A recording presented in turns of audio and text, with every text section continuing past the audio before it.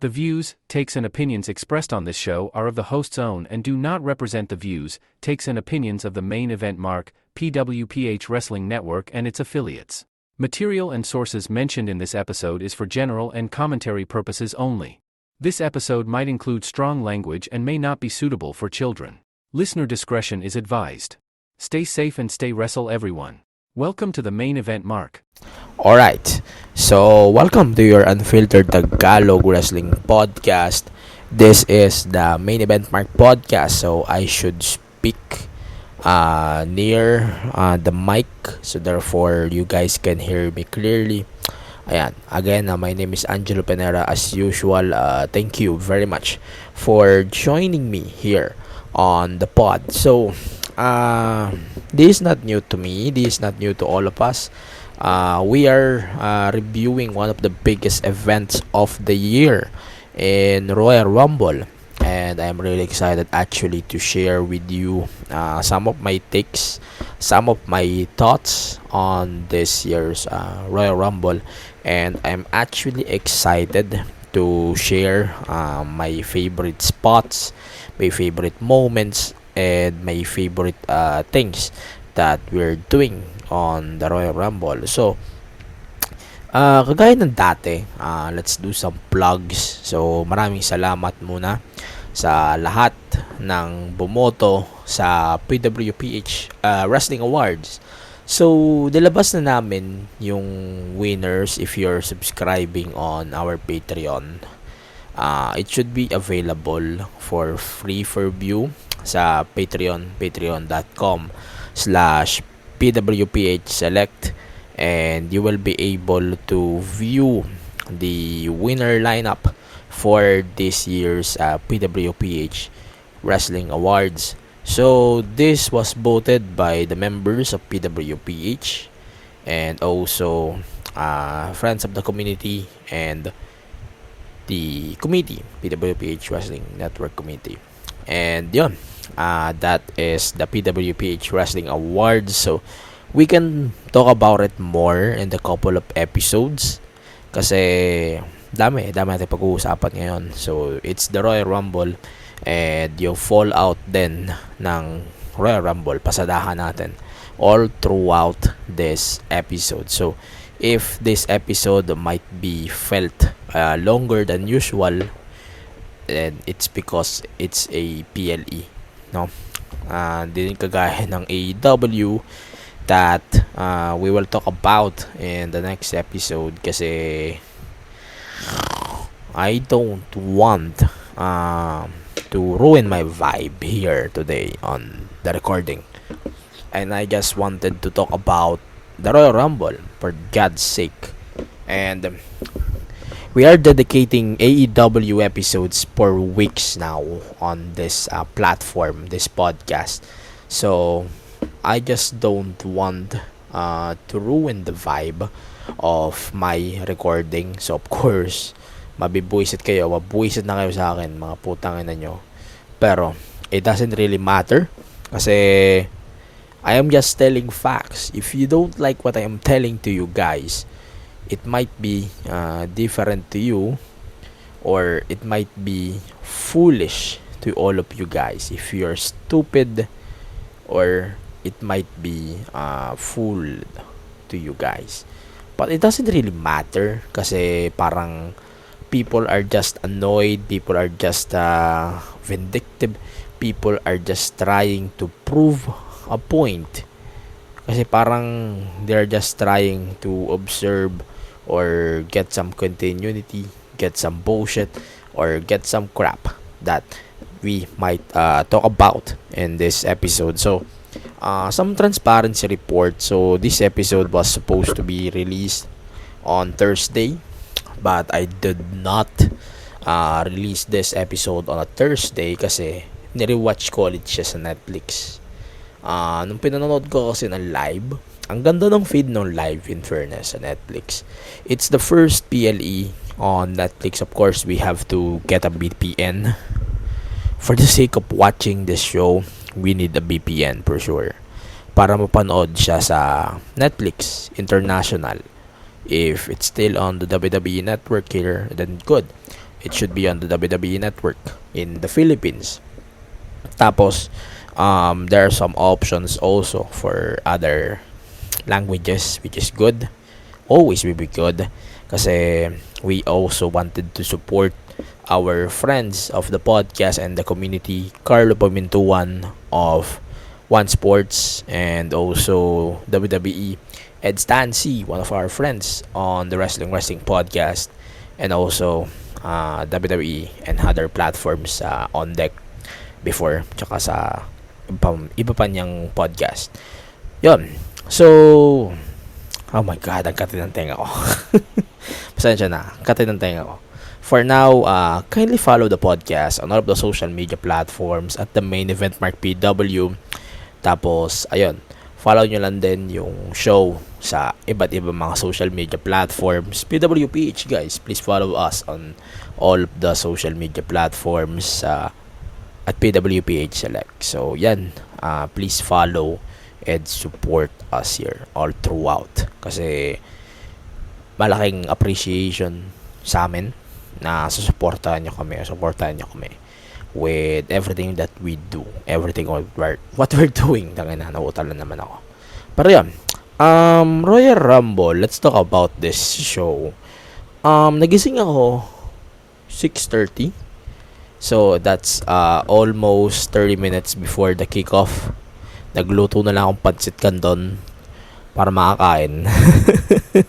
Buti na lang may Jollibee bago matapos. So that's good to me na may dalang pagkain Jollibee dito sa bahay that time. So I was able to eat during the show and I was able to finish eating after the show. Yan. So maganda tong oras na to kasi 7 a.m. nag-umpisa yung Rumble. I hope this is not going to be the case at WrestleMania kasi tangina. Ang pangit ng oras na to if ganito rin yung oras ng Mania, sa totoo lang. Pero regardless, it is what it is. So the show took place at Lucas Oil Stadium in Indianapolis, Indiana pa yan, on Saturday, February 1. So the show, let's start to mention the Royal Rumble 2025. So Steph opened the show. She announced her show prior sa ESPN, and hindi ko may imagine kung sino po yung abangan natin with this show. Pero ito, good God, let's talk about this.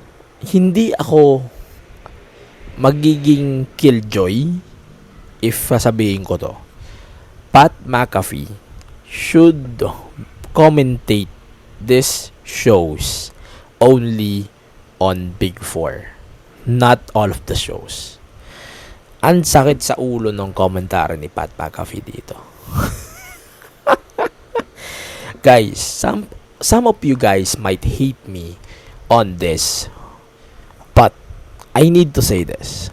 Pat McAfee on this day is just awful as fuck. Hindi ko makaya yung boses ni Pat McAfee. Nagtatempt ako that time, start pa lang ng show na to switch to the Tagalog commentary. Kaso may nanonood na kasama ko. So, hindi niya maintindihan yung Tagalog commentary. Or di siya makaka-relate sa Tagalog commentary. I mean, it's still Taglish. Pero, hindi nila makagigets yung storytelling. And they are used to the English one. So I did not switch all throughout the show. I'm just trying my best na magpigil all throughout the whole show. And I am kinda laughing because it's Pat McAfee who is ruining my day all throughout. Even though I love everything what happened on most of the parts of this show, it's still Pat McAfeeing to me.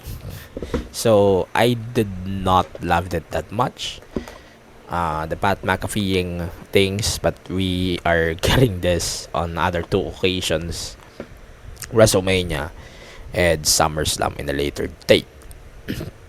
So let's start now with the Women's Royal Rumble. So hindi ko na i-blow by blow ito. So we have Io Sky and Liv, number 1 and number 2. Then number 3 yung Iron Woman natin, which is Roxanne. So di ko na i-blow by blow ito.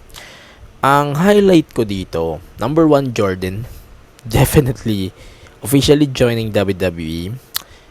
Another one was Alexa Bliss officially returned to the company. And sobrang natatawa ko when Pat McAfee, Michael Cole, and Wade Barrett are actually laughing at Dave Meltzer or the Dirt Shits in general. Na Cole literally said that she wasn't coming back according to the internet, and then binara siya ni Wade Barrett na stop reading the Dirt Shits. Si Dave yung madalas magkamali sa ganito So it's typically Dave. Then Natalya actually returned to the Royal Rumble. It's really good to me. Jada Parker appeared for the first time on the main roster. And then di ko na babasahin lahat kasi mahaba. Stephanie Baker, I think she did a really good job on this. Julia bitin ako. Sa totoo lang. Julia. Then Charlotte, number 27. Mamaya, discuss natin yung thoughts ko.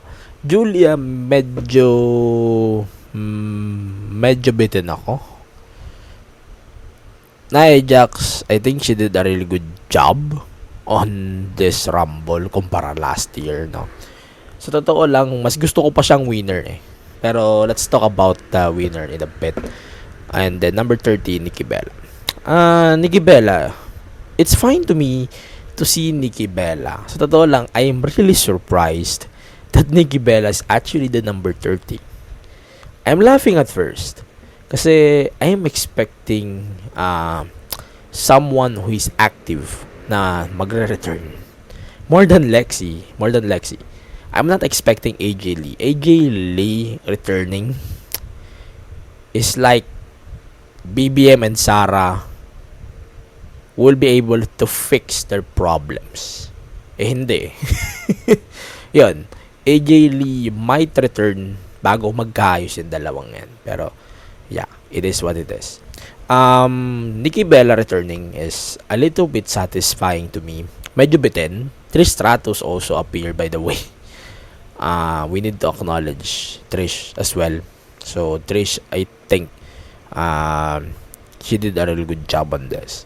Pero Nikki Bella returning was a little bit surprising kasi hindi ko na-imagine kung paano siya makakasabay with the current stars like Roxanne, sila Steph Baker, sila Io Sky, or itong mga mas recent, Rhea Ripley, Nia Jax. Nikki and Steph, I think they did a really good job, no? Then Nikki and Roxanne, pucha, this is something that we need to see. I am critical of Nikki Bella before. I love Nikki now. And this appearance of Nikki, I think she did a really good job as well. Alam mo yung problema ko, hindi talaga ako nag-expect ng Nikki Bella. I may be expecting someone who is actually returning aside from Alexa Bliss.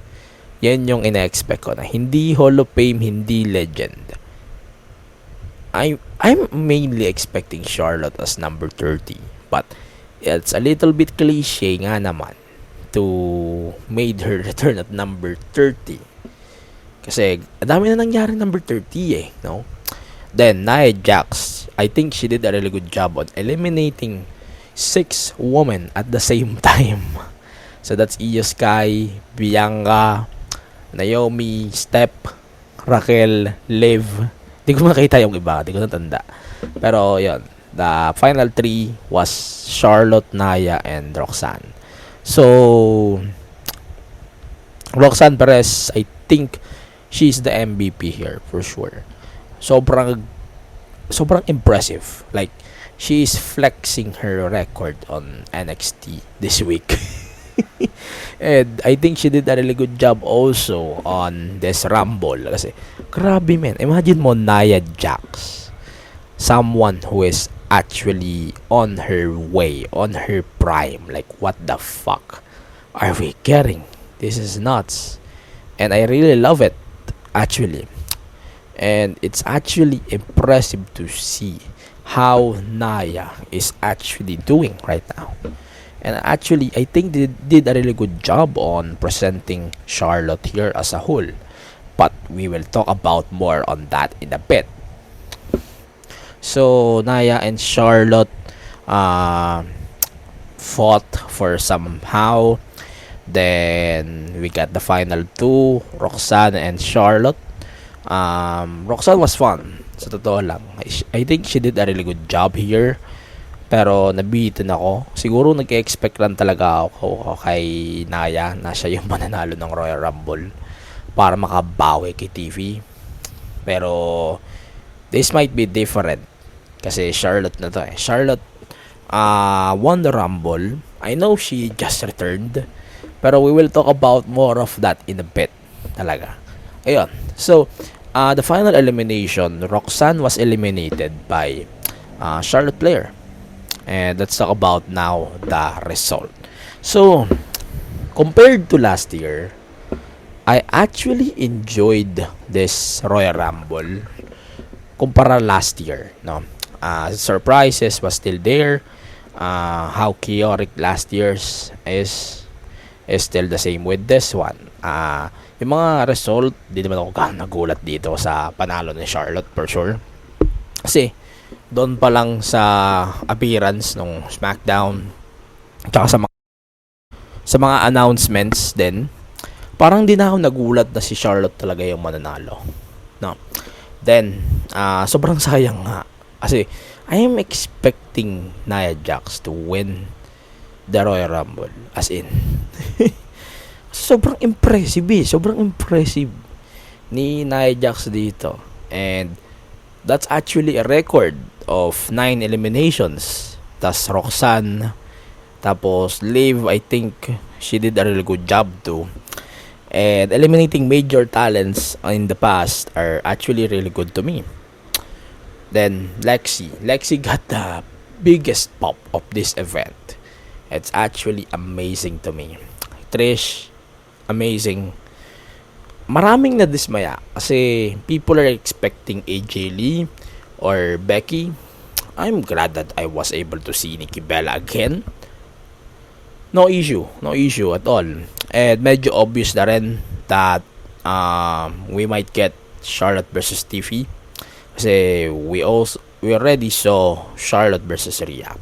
We already saw Charlotte versus the NXT title. I know this is not Julia fight before, but that's not the case. But that's it. So I think that was a really good job on Charlotte Flair on her run, no? Ito lang. Then we have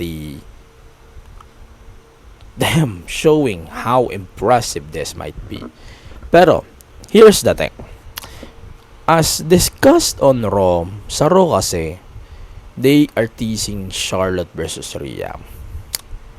But I am not convinced that we are getting this match. Everyone is not convinced either that we are getting this match. TV versus Charlotte is the only choice that we need right now. I love Julia, I love Charlotte, I love TV.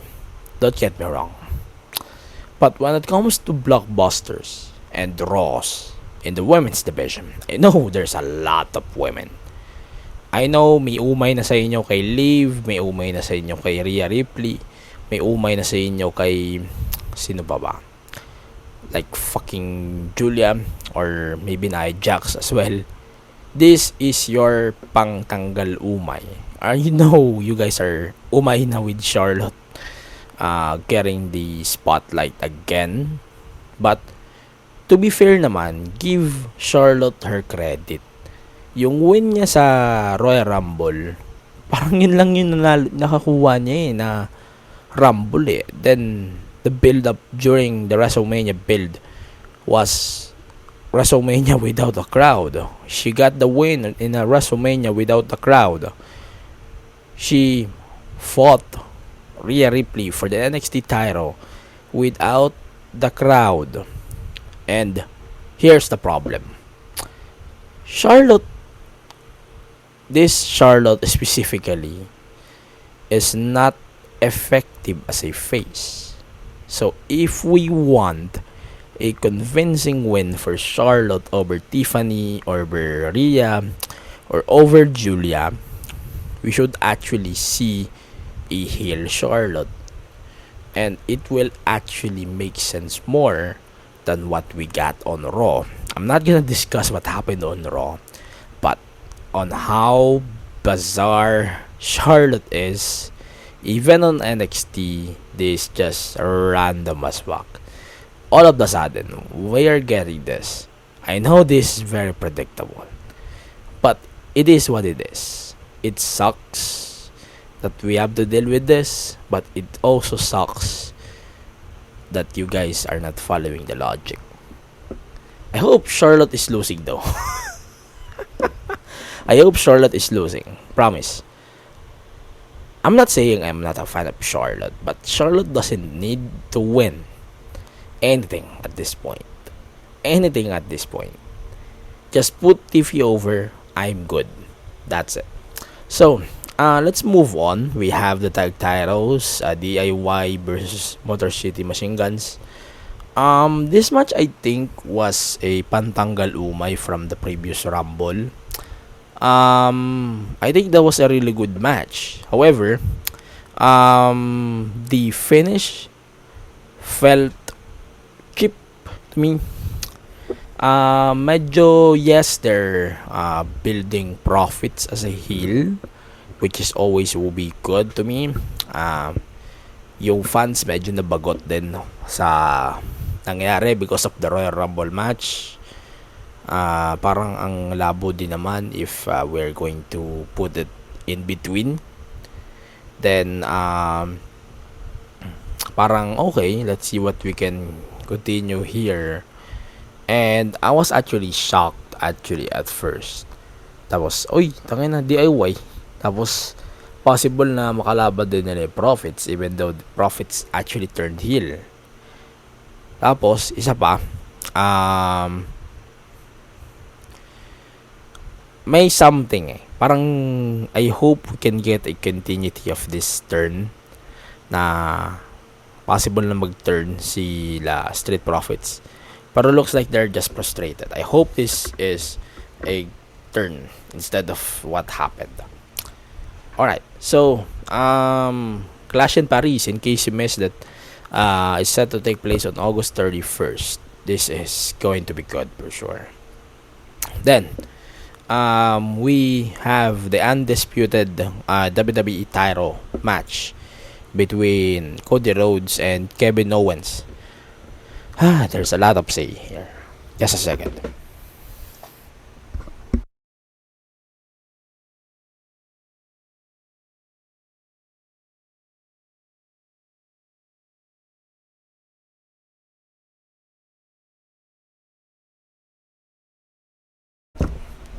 Okay, so compared with the previous match, this was chaotic. As in, sobrang chaotic nyo to in a lot of ways. And I love it. Tangina, hindi ko ma-adjust yung mic ko. Okay, so this match was chaotic in all of the ways that we are expecting. And the match was chaotic. And I think, putangina, naubusan ako ng words. But it's actually really good. There are some spots that, man, napakapit ako sa upuan ko. And that was amazing as fuck. Sami Zayn appeared on one spot of the match. However, he was dazed and confused on what he's going to do. Then, Cody got fucked. KO through the ladder with the Alabama Slam. Then, yeah, he fucked up. Oh my god, that was amazing. So, this might be one of the most excellent and brutal title matches that we saw with Cody, and that was actually really good. I tried to rewatch this specific match on Netflix before ako mag-record. Parang wait lang. I am trying to rewatch this match. First rating ko was 4 dito. Specifically, parang nung ni-rewatch ko siya, doon ako nagka-interest sa nangyari. Doon ako nagka-interest with the continuity. Plus, na yung nangyari sa fallout ng SmackDown, this is definitely executed better than what we actually expected. Kasi I think Triple H did a really good job on building this specific match. And yung long term nito or throughout, parang alam na natin kung ano yung posibleng mangyari. But we might get shockers. We might get bangers as well. And this is what we need on this type of occasion. And on the way WWE presented this show, I think they did a really good job on that. So, props on them on that. Ang hindi ko lang nagustuhan masyado, parang wala siyang direction. Wala siyang masyadong direction on how KO will be able to recover. Wala rin direction on when this reign will be end. And there's a lot of blanks that needs to be resolved in a month at Elimination Chamber. And I hope by this time nagkakaroon ng mga kick-off for WrestleMania. So we should get the answers for both women's and men's winners for the Royal Rumble.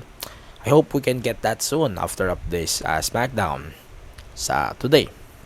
Then medyo interesting pa sa akin ito. Yung nangyari sa Raw Fallout after of the Punk versus Sami Zayn match, KO attacked Cody and CM Punk and eventually Sami Zayn, and he gave him a pile driver. Medyo interesting to. Actually, this is interesting development to me to see saan nga ba kakampi si Sami, where he lies here. Kasi alam naman natin that the thing that they have done with Cody and KO was actually tremendous. Hindi natin alam kung ano yung magiging continuity. If KO are actually trying to maybe recruit si Sami, that pile driver actually made sense. If hindi, okay, let's see what they can do or kung ano yung gagawin nilang spin with this. But I am really interested on how WWE will put a spin on this. Kung paano nga ba nila i-level yung story na to. Kasi this might lead to a interesting development come WrestleMania. Ayun, last match. So, isa pa. WWE announced this. So, we have the WWE Evolve na i-air nila sa Tubi on March 5 every Wednesday. So, this is the new Wednesday Night Wars.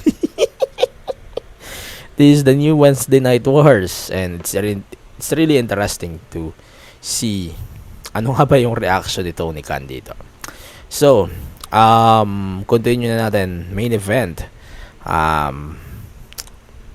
Men's Royal Rumble. This is actually amazing to me. Sige, i-blow by blow ko lang ng konti. So, Ray and Penta started number 1 and number 2. Then, Melo was the first one who got eliminated. Then, at number 8,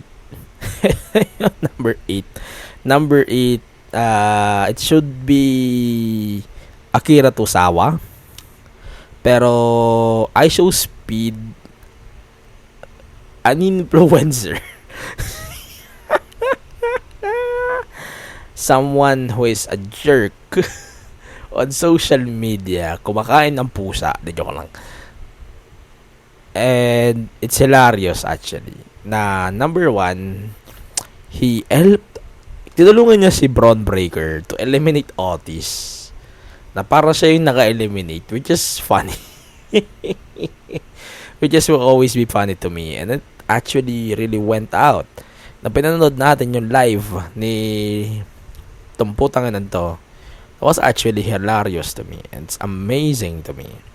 Then, we also have the spear na nangyari after niya mag-backflip.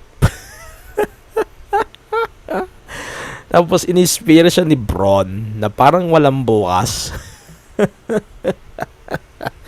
Oh my God. That was actually hilarious to me. And I really love it. That spot was actually really good.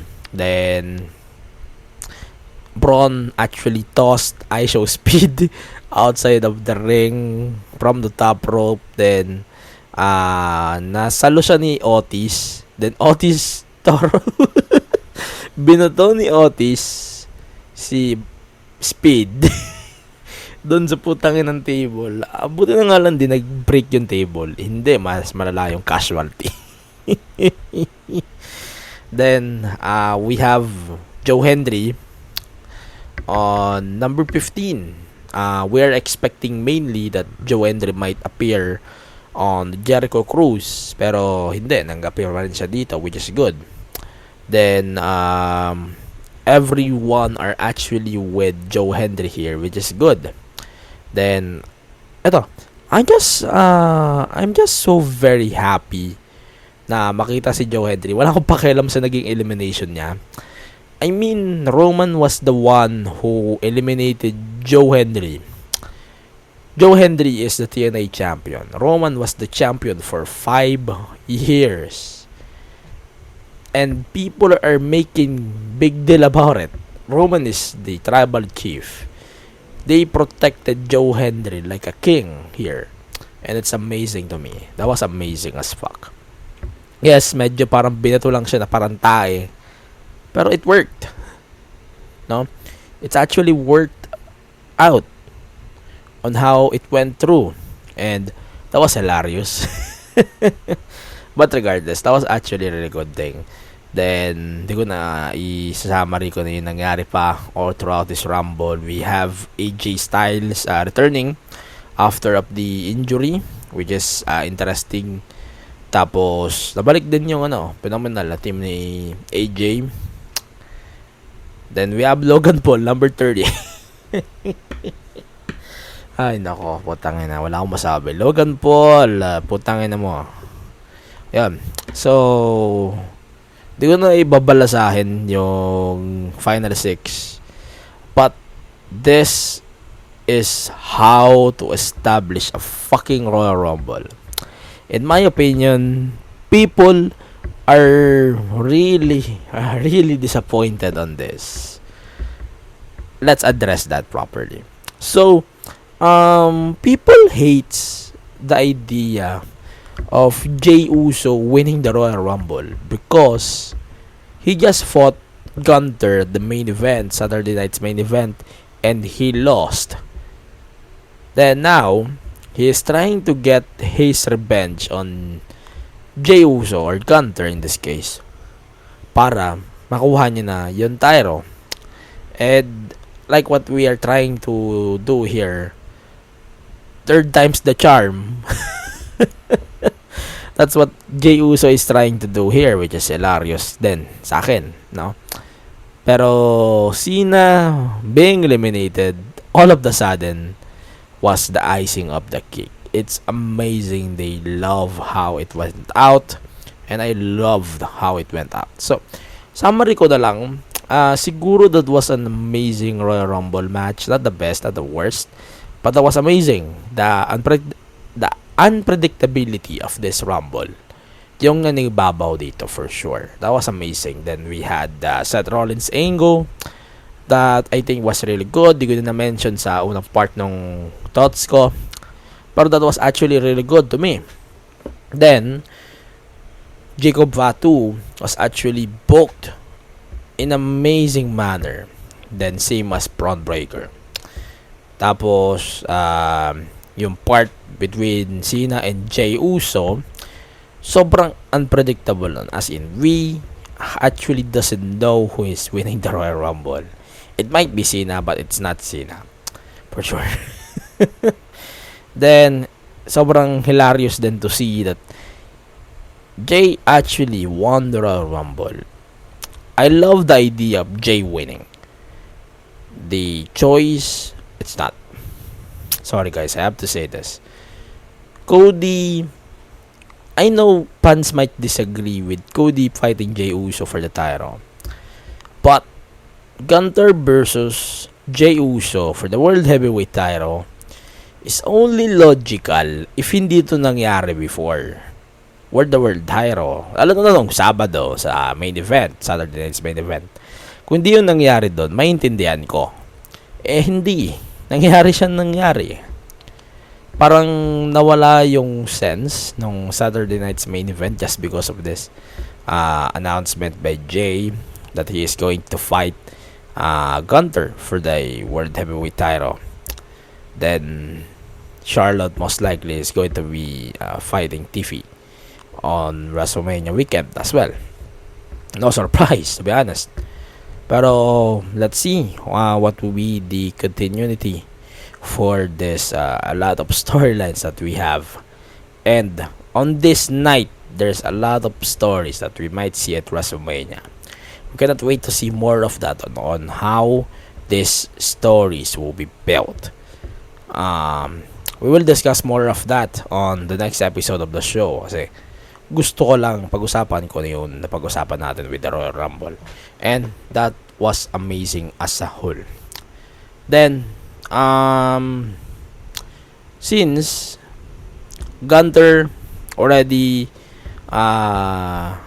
nabuisit na siya kay Jey Uso, kaka-challenge siya sa World Heavyweight title, this might mean something for Gunther. Gunther already lost his confidence.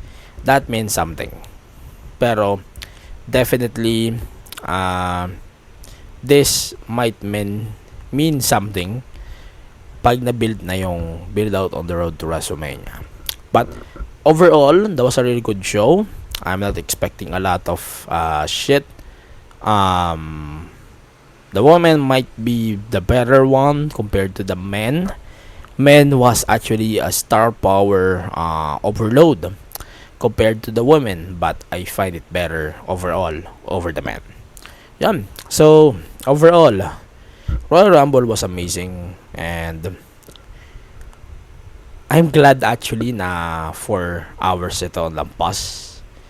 Medyo nabitin pa nga ako sa ibang matches but it's fine. We don't want more matches on this. Tapos makukuha lang natin na Royal Rumble wala pa 60 minutes. That's not how it works. But overall, Royal Rumble was amazing. Cannot wait to see more during this week. You kick off possibly on the possible new host of WrestleMania. Then yung magiging build, especially with the European tour na mangyayari sa gitnaan ng March. We cannot wait to see more of that. And we are going to self-destruct on what will happen on this year's Royal Rumble. Okay, so that's it for the Royal Rumble review. Nagustuhan ko yung Royal Rumble overall, so let's rate it all together. Women's Royal Rumble, I find it amazing. I find it impressive to me. 4.5. The tag match, I would say it's a 4. The Undisputed title, 5. Royal Rumble, 5. That's it. That is our official Royal Rumble review here on the Main Event Mark. Please follow the podcast on all of the social media platforms at the Main Event Mark PW. Also, please follow us at PWPH Select on all of the social media platforms. Also, please support the pod on everything that we do. patreon.com/maineventmarkpw. Then, sa lahat ng bagay-bagay, please follow me on social media at AG Penera. It will be a big appreciation for you guys. Thank you very much for supporting the podcast and everything that we do here on the main event. Again, we will discuss more of the tomfoolery this week on the pod. So for now, thank you very much for listening on the pod. This is Angel Penera from the Main Event Mark in a cooperation of the PWPH Wrestling Network. Saying with you guys, stay safe, stay reso, vote wisely, observe wisely also, kasi malapit na ang campaign period at nilalanggam na nga yung burger. Kain na tayo. Bye for now. See you on the next one.